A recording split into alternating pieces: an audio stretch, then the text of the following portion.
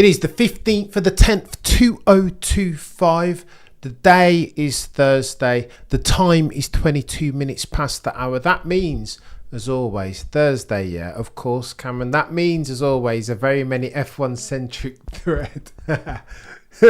We need to talk to George Russell. It's going to get chaotic, techier than techie things, as always, as far as George Russell. The context is this. Toto has dragged his feet as far as wanting to sign George, notwithstanding all the while saying that George is the next one. He's King George Russell of Kings Lynn, Norfolk. He's the one that's going to bring us back to the promised land. 8 constructors back to back is what Mercedes were dealing with up until Max broke their V in 2021. Ever since then, they've been nowhere. They decided to divest out of 2021 and sacrifice momentum at the altar of their 2022 design philosophy. That car, the W13 with its side pod concept and all, was nothing if not a dog. An SH1T box by Toto, the boy who cried wolf's confession. And that's got to mean something. Toto doesn't like to lose, does he? He's never had losing in his repertoire. And in order to do that, they've got to do 2 things. First, build themselves a car. That sounds like Project Power Unit, Sustainable Fuel, Patronus next year in 2026. Brand new rule and reg spec is not dissimilar to 2014. Then it was split turbo hybrid era, heralded by the one that they call Andy Cowell. Now of Parish Aston Martin. In 2026, it sounds like they might do something, that they might already have a car ready to be a market leader. However, what about the bloody drivers? Because Toto made a mistake in 2016, didn't he? When he had Maximilian Verstappen in his grubby mitts. That signing him was an option, but then there were no room in at the Mercedes because Nico and Lewis were there. So what did you expect Toto to do? He passed up on him, but because Nico won and ran, all of a sudden Toto's got to rue the mistakes of Christmas past. He had Max Verstappen in his grasp and did not sign him. The rest is history, but Toto's never forgiven himself for making that mistake. I've said on a gazillion occasions that the context, the salient point is this. Visual, who had more riz with Amelia. Oh my gosh, Visual, we'll get into it, ciao. George by a gazillion miles, Visual, I promise you. So the context is this. Toto will drop kick in the chest a King George Russell of Kings Lynn, Norfolk and a Kimi Antonelli if it means that he can get a whiff of the signature of Maximilian Verstappen. You can take that one to the bank now more than ever. George Russell has signed himself a contract, but is it the contract that he so deserved? His performances this season, if there is a driver not named Max Verstappen that this season belongs to as far as his performance in absolute terms, then that driver has a name, and his name is King George Russell of Kings Lynn, Norfolk. Let me tell you what I mean. This is important, chat. This is really important. He hasn't been half bad, this chap this season. Again, beats Max Verstappen, performance advantage of the car notwithstanding, on 2 separate occasions this year to the tune of 1.5 tenths, the most recent of which was at Singapore. You are no slouch if you beat Max Verstappen to pole in equal-ish machinery. Those McLaren bods, mention no names, OJP and Lando Norris, aka Dustin from Stranger Things, they can't do it. George Russell is that guy. And again, he's not afraid to face down Maximilian Verstappen. Love or loathe him. And for many, it's the latter. Matthew, Max, George pair is absolutely a fit. Me and you are speaking the same language here, Matthew. I think this might be destination George and Max in 2027. Let me show you how we get there, because the day we got an official announcement after Toto had dragged his feet, the verbiage coming out from Toto hitherto erstwhile had been all of, well, listen, it's just minor things that we're working on. Nothing to do with the length, not the big important pieces of the contract, why we're taking our time. Rumour, word on the F1 curb was that George didn't want to do so much sponsorship activity. He didn't want to divide his time. He wanted to make sure that for next year, 2026, it was singularity of focus settings, because that could be his best opportunity to win a championship. The power unit said to be good.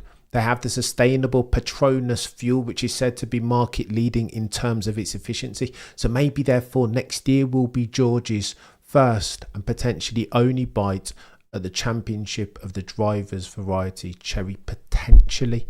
And that's why George will want to dial in. That potentially was a sticking point, but don't believe what you hear from Toto, Mr. Duplicitous per Ross Brawn of 2009 Brawn GP fame, because he said that it was minor things. I don't think so. You know for a fact that George would have wanted himself flexibility and a multi-year contract. And when I say multi-year, I'm not talking about a 1+1, because that's why they've bloody siphoned it up. Here was the announcement, and listen to the wording. The wording is key. Quick question, who's Amelia? Amelia of Chicken Shop Date. It's good. Check it out on YouTube, I promise. We are delighted. It's official, say Mercedes, by dint of their official Twitter. We are delighted to confirm that George Russell and Kimi Antonelli will continue as the team's driver lineup in 2026. What? What are you talking about, Mercedes?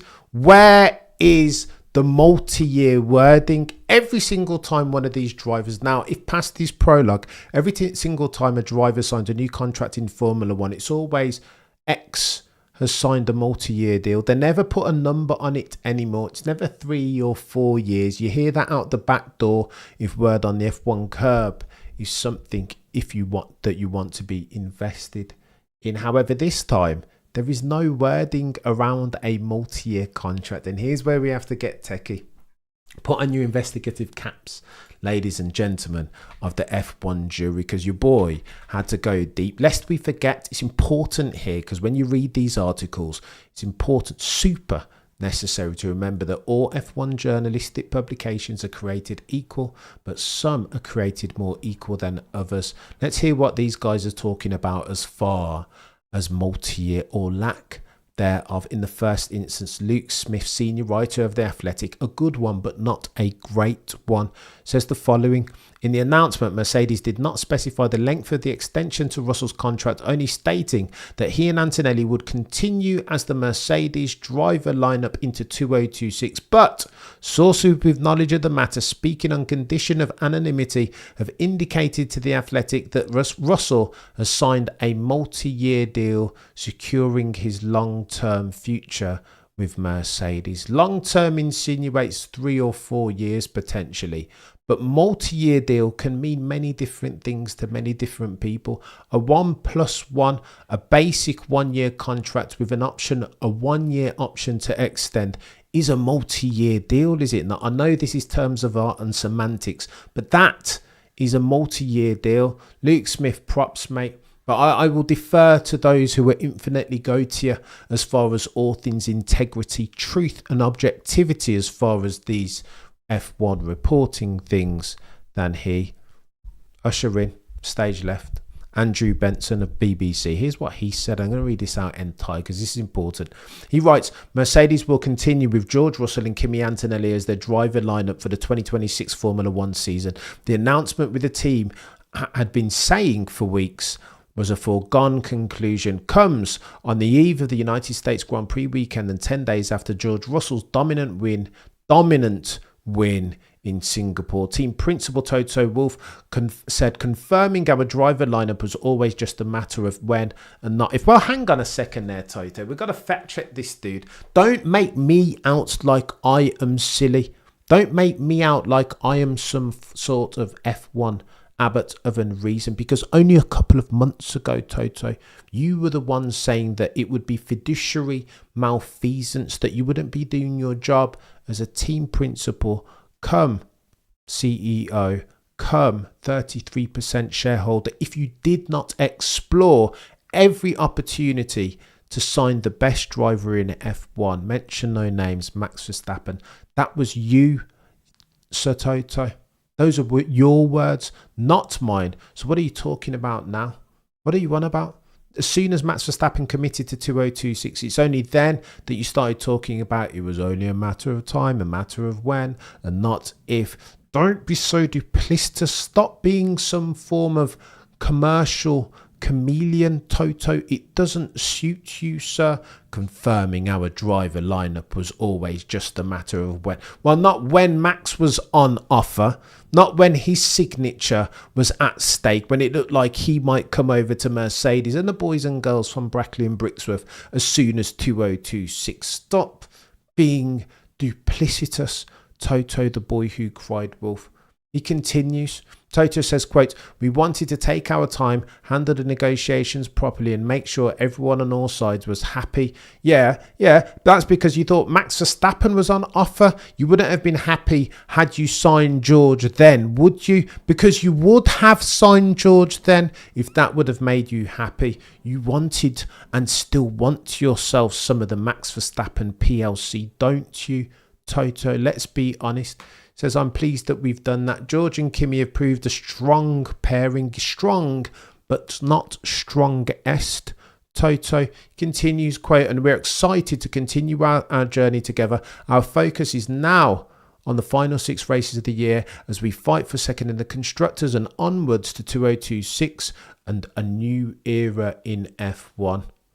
Andrew Benson of the BBC writes, "Mercedes' lineup was a given once Max Verstappen confirmed during the summer that he would be staying with Red Bull." Oh, the humanity. And irony's not lost on me because only last summer Toto was conducting talks with Team Verstappen, Raymond Vermeulen and Nostradamus, father of Max. Same thing happened again over the course of the Miami Grand Prix weekend, lest we forget. Of course, this is a marriage of convenience. Who else was going to drive for you, Toto, not named George? Who else available to you was going to take you back to the mountaintop of the Constructors' Championship and potentially drivers? No one not named George once Max took himself off the market and committed to the Bulls that are red for at least one more season. Wolf, continues Andrew Benson, had been caught in the 4-time champion Max Verstappen, and Verstappen will remain of interest for the 2027 season. This changes nothing, per Andrew Benson, and I concur, sir. But negotiations over Russell's contract still took some time as he and the team negotiated satisfactory mutual terms. The insinuation here is that we are talking about time allocated to sponsorship, potentially. That potentially we're talking about the term of the deal. Flexibility, therefore, from Mercedes and George Russell's sides both. Benson continues, "The Briton is the only driver apart from McLaren's title contenders Oscar and Lando and Verstappen to win this season. Grand Prix, of course. Mercedes did not confirm the length of Russell's contract, but the new release spoke only of he and Antonelli continuing, quote, into 2026. Oh, the humanity. Diplomatic with language, any. Terms of art, semantics, any. Here's what Motorsport Magazine, and again, one of the goatiest publications, and you know what I mean? If you're dealing in only truth, value and objectivity, then those are the ones that you got to reference. Motorsport Magazine say the following: George Russell has extended his contract into 2026. Full stop. New paragraph. Kimi Antonelli will also remain at the team for a second season. Techie than techie things, this. I'll tell you who you want to cite in and amongst all of this. Visual, you're a legend. I appreciate you, mate. Here's what we're going to go through. Because the race, again, shout out to the guys and girls over at the race, even if they do steal monikers and terminology. Mention no names, modern day Jean Alazi. Here's what they had to say, and I think this is important. I think we can refer to the race, who are infinitely more connected, infinitely more in the know as far as all things Formula One than you or me or we. I'll read this out together because this is important. Our verdict on Russell's new Mercedes F1 deal plus curious omissions. Do you see what they've done there? 1 + 1. Pathetic fallacy, any. Here's what they say. And again, they're citing different guys on the team, and this is important. There's no have your cake and eat it solution scenario, says John Noble. Imagine having to pick it. I'm never going to read that one because it doesn't matter. Here are the ones that are important. Gary Anderson, legend of Formula One, proper in the know guy. Here's what he says, and this is telling: multi-year deal, .. bloody Athletic. What are you talking about? 1+1, mate. I suppose the big question is, what else could Mercedes have done? Question mark. There is no better, if there is any better available for 2026 than George Russell, unsaid in brackets. If I was George Russell, surely it should be a subjunctive there. If I were George Russell, but I digress. I would be a bit disappointed. A 1-year commitment with options is not what any driver needs to allow them to focus fully on their job. He's performed well and with a totally positive and committed attitude through these last 4 years when Mercedes dropped the ball. So I would have thought he deserved more respect for that. I concur, sir. Toto absolutely should have given a well-deserving George Russell more respect than he has a 1+1. You're having a laugh. Against the debatable greatest of all time, Sir Lewis, Carl Davidson, Hamilton, he delivered. Against the new hot shot, Kimi Antonelli, he has done the same. What else can you add to that? Perhaps we're all getting this all wrong, and it's Russell who wants an out at the end of 2026 if once again, as it has done for the last 4 seasons, Mercedes fails to deliver a championship winning car. We will probably never really know the truth. F1 is not about truth, it's more about smoke and mirrors. Oh, the humanity. Andy, that's Gary Anderson. Techie, eh? And I want to read you out this because I think Jack Benion's absolutely nailed this. Let's read this out together again because I think the racer onto something, alluding to the fact that a multi-year is not 2 or 3 or 4 years. We're talking about a 1-year basic with a 1-year option in 2027 if all parties are satisfied. Here's what Jack Benion writes though. This is the most significant one here. It's the most difficult to untangle driver contract extension I think I can remember in recent F1 history. Is it only 2026 that's been announced because George Russell wants the chance to explore other options for 2027 if Mercedes' car isn't very good? Question mark. And he's being very brave by risking Mercedes looking elsewhere, or if he has a bad season in a new rule set, getting rid of him and there not being an equal or better alternative from Mercedes' side. This is techie. From Mercedes' side, is it only 2026 because it wants to go after Verstappen again in 2027, or was it Russell who demanded it to be this short for the above reasons? My personal belief. Let's go, Jack. Do you know what I mean? Let's go, Jack. This is proper F1 journalism and opinion, but laced with evidence and truth and objective. My personal belief, and has been since I covered him in Formula 2. Long term, dude. Do you know what I mean? Length and breadth of service. This is what I'm talking about. This is the type of chap that I want to hear from. Is that Russell is capable of being world champion. I also think he'd be a better rival for Verstappen than Lando Norris and perhaps Oscar Piastri. No kidding, Sherlock, with the caveat that we haven't seen a proper elongated battle between Piastri and Verstappen on equal footing just yet. So is Russell better than Piastri? Hard to tell. However this has played out, it doesn't feel like Russell has been an absolute we can't lose this guy necessity for Mercedes. Let me say this again because Jack's nailed it. However this has played out, it doesn't feel like George Russell has been an absolute we can't lose this guy necessity for Mercedes, and that's silly given his performance in the car. He made losing arguably the best F1 driver in history, mention no names, Sir Lewis, Carl Davidson, Hamilton, a mere slight inconvenience, and that says it all. Bravo, sir. You know what I mean? This Jack fella's onto something here. I think he's now nailed it, ladies and gentlemen. They don't see him as a necessity, do they? He's almost like a nice to have, and they're treating him, as such. I don't like it, chat. I don't like it. Given what George has been able to do this year, it's not fair. It doesn't seem fair. That doesn't mean to say that it doesn't make sense to go and pursue yourself a Maximilian Verstappen. Of course it does. You've got to go and get Max if indeed he's on offer, and you are Toto, who had him in the palm of your hands previously. But I don't know, something about this doesn't feel right. Ipso facto, George Russell has signed a multi-year deal. If a multi-year is a 1+1, don't listen to anybody at the Athletic who's telling you about it's a 3 or 4 year deal. behave yourself. Not when it's Toto involved, and not when Max Verstappen is a potential related party, depending on the performance of the Mercedes power unit, aerodynamics, and sustainable fuel in 2027. Here's what the hypothetical is, chat. If Mercedes build themselves a market-leading car with Maximilian Verstappen potentially an opportunity, potentially a driver, potentially a bum on a Mercedes seat, you bet your bottom dollar that Toto will drop kick in the chest George or Kimi Antonelli if it means that he can get a whiff of the signature of Maximilian Verstappen. If past this prologue, nothing will change. I understand, Toto, it's a difficult decision. Is it really though, Safak? Is it really? As much as I love me some George Russell as a driver, I don't think it's a difficult decision. If Max is available, just like Lewis with Ferrari, right? Whatever's happened since, I don't want to be a Monday morning quarterback. If Sir Lewis is available, go and get him then.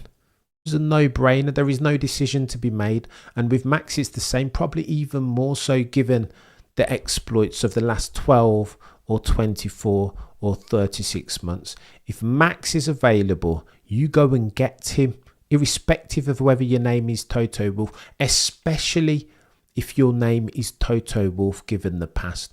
If you want to win races, then there is no better driver to put in your car as at the time of writing than the fourth five-time champion, the one that they call Max Emilian Verstappen. It's going to get techie. George must have decided to go for a 1+1. Surely Toto's not stupid enough to put both of them on a 1 year deal. I think Neil, work it back, reverse engineer this solution. If you know that Max Verstappen is your best chance of securing long-term success, then why wouldn't you put George, as unfair as it is given his performance season to date, why wouldn't you put George on a 1+1?